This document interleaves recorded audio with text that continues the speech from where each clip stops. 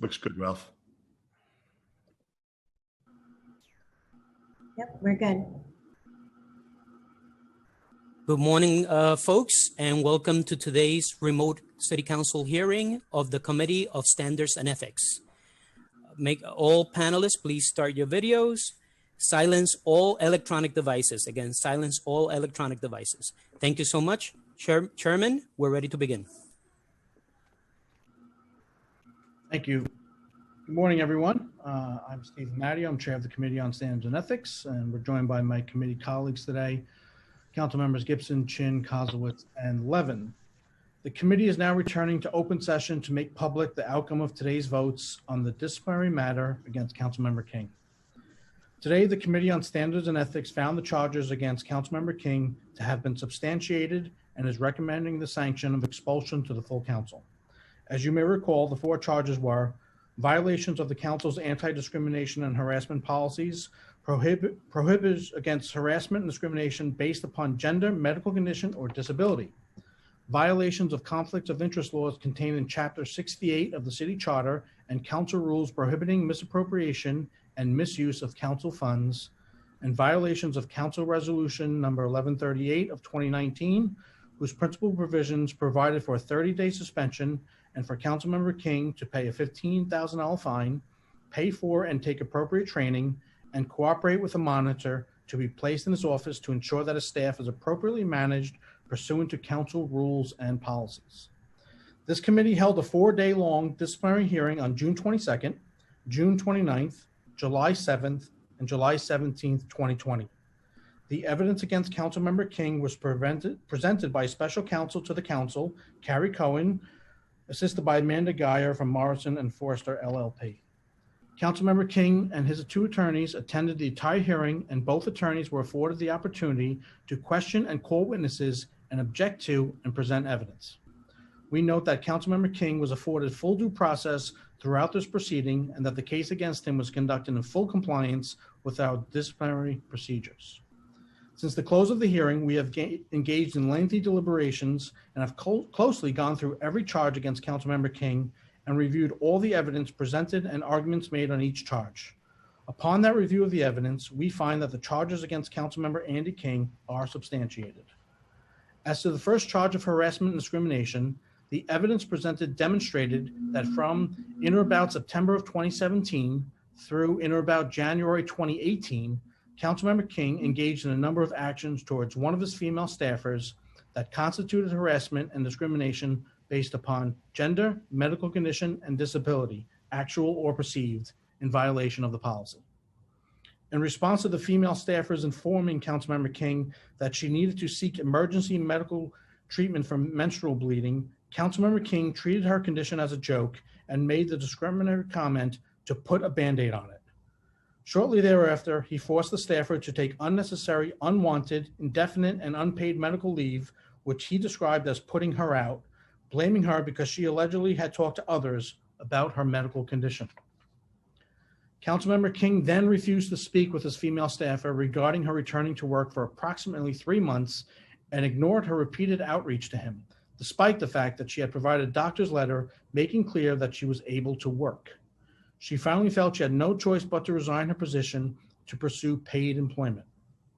As to the second and third charges regarding conflicts of interest and disorderly conduct, the evidence presented demonstrated that Councilmember King misappropriated for his personal financial gain $2,000 of a $9,500 council one-time payment directed to a staffer in violation of the city's conflict of interest laws and Council Rule 10.70 and 10.80.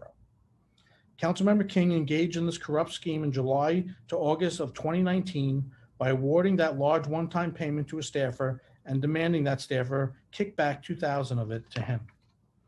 As to the fourth charge regarding violations of the resolution and disorderly conduct, the evidence presented demonstrated that Councilmember King has repeatedly acted in violation of the resolution that resulted from the 2019 disciplinary proceeding. He never paid the $15,000 fine imposed on him, despite being sent a payment plan and then a second, more favorable payment plan and multiple requests for payment.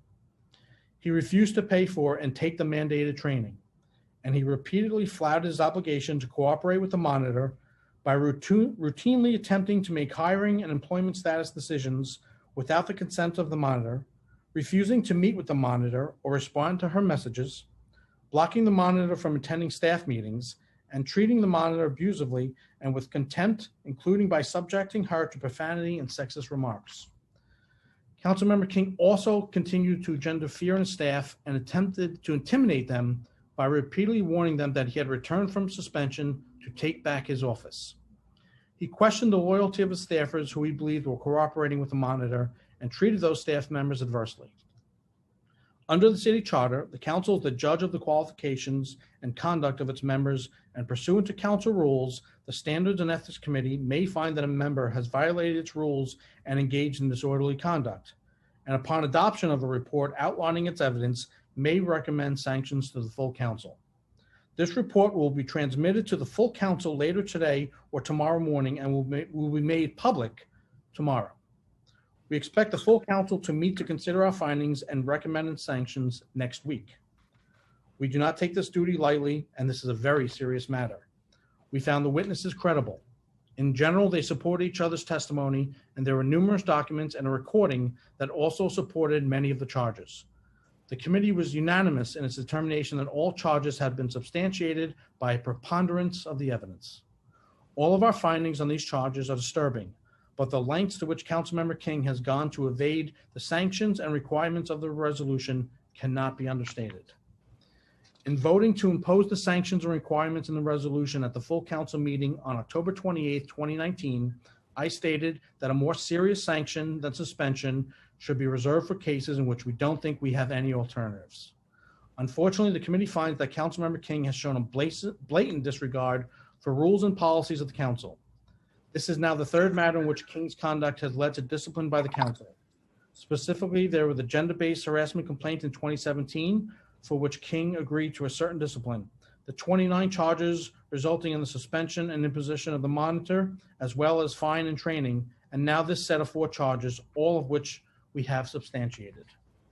Last year, this committee made every effort to provide Councilmember King the chance to rehabilitate himself and remediate the hostile and unacceptable situation in his office, but he frustrated all of these efforts, including by refusing to cooperate with the monitor in any meaningful way and disrespecting her. So now this committee finds the situation to be beyond remediation and therefore finds no alternative but to recommend expulsion. Finally, I would like to reiterate to the public that a copy of the committee's report will be made publicly available tomorrow after its transmission to Councilmember King and all other council members. This report will contain the proposed recommended sanction as well. Just to set out the actual votes for the public record, the 4 charges were unanimously substantiated by a vote of 5-0. The report and recommended sanction were unanimously adopted by the committee. The committee authorized its release, and the committee approved the submission of the proposed resolution with a sanction to the full council by a vote of 5-0.